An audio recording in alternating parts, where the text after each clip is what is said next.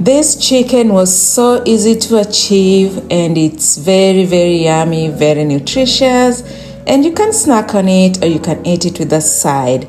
Hello friends, welcome back to my channel. My name is Claudine. If you're new, welcome. If you're returning, thank you. So today we are going to work on these chicken wings. I started out by cutting it just as shown, and I got rid of the very tiny top there.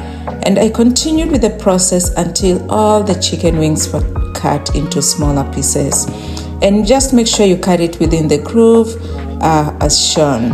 When I was finished, I put them in a strainer and washed them under running water, and then I transferred them back to my chopping board and pat dry them. Make sure you don't skip this process because this is what will make the seasoning absorb well into the chicken and just give it that flavor you're looking for.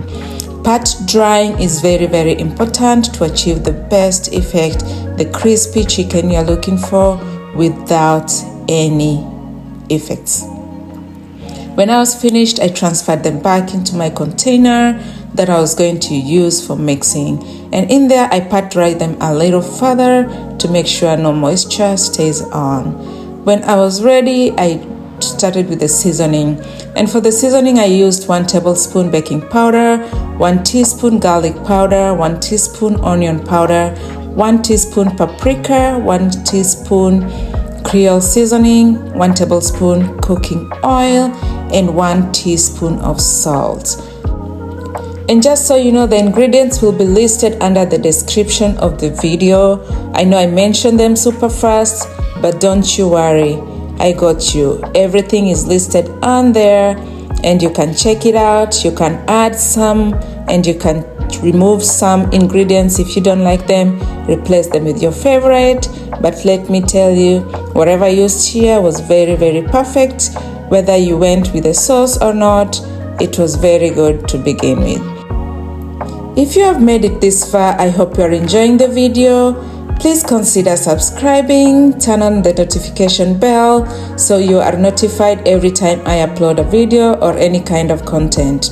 Next, I went ahead and just mixed up the chicken together with the ingredients, and this is to make sure everything is well incorporated and every piece of chicken is well coated. And as usual, I always let mine marinate for a few minutes before I work on it. Next, I lined the lower baking pan with some aluminum foil, and then I put my baking rack on top and just layered the chicken as shown, making sure there is space between each piece, and this just allows easy circulation of the heat. At this point, your oven should be heating at 250 degrees.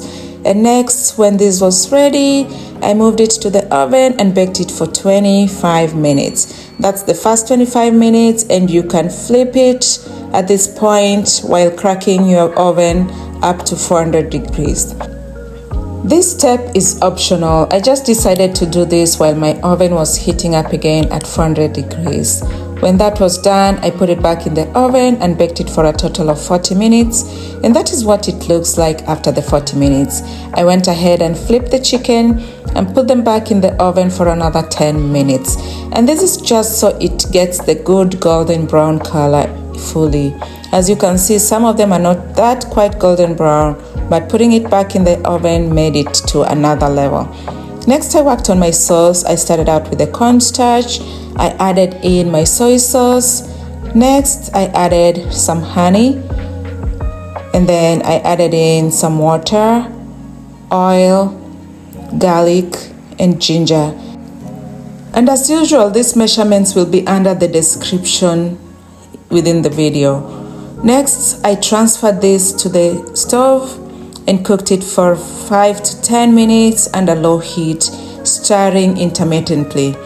As it boils, it thickens, and this is what we are really looking for, the thick sauce. Let it cool for a total of 10 minutes after you're done, and this lets it thicken a little further. Really, the sauce is very optional.